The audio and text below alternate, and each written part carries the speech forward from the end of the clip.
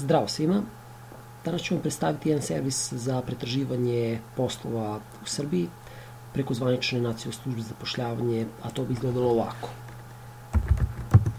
Kliknut ćemo nacionalnu službu za zapošljavanje i odmah se vodi na link nsz.gov.rs i pristupamo sadržaju na taj način što imamo jedan dobar interfejs gde imamo pristup svim podacima, one koji su objavljeni na ovom sajtu. To je ono zvanično, imate različite mogućnosti da pogledate od prve liste, pa i možete da pretražite na prikaži poslove po parametri, pa prema grupi zanimanja možete izaberete nešto iz administracije ili iz, na primer, geologije, rudarstva i metalurgije i tako dalje, ali najinteresantnije je ono što svi rade u Srbiji je da izaberu po mestu rada.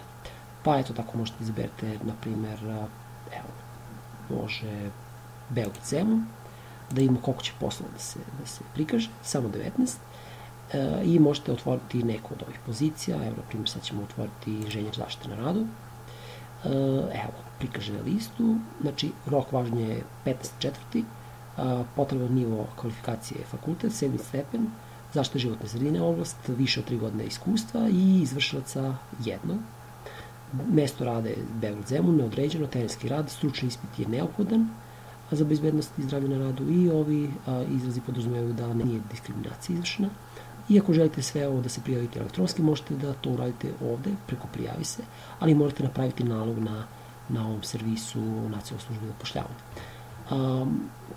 Jedna druga forma koja izlazi u poslovima, u štampanom izdanju je, klikite ovde u oglas iz poslova i tu se malo više razlikuje stepen objavljivanja ovih sadržaja, malo je manji broj, jer tu nema onih zvaničnih obaveštenja nekih privatnih firmi, nego su više one institucije, domovi zdravlja, obrazovanje i neka javna preduzeća.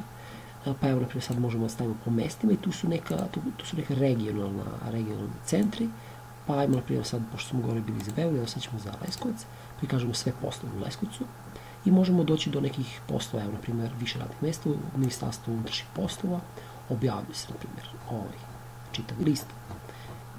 I u svakom slučaju, na primjer, ako tražite posao, možete da se prijavite na evidenciju i preuzete dokumenta iz ovih ovde delova. Imate neke informacije i aktivnosti u programu, profesionalnom savjetovanju, fondu za zapošljavanje mladih, zapošljavanje u Republici Srbiji ili u inostranstvu, ili šta je radna biografija, kako trebate da napišete, kakav je razgovor za posao, tehnika traženja posla.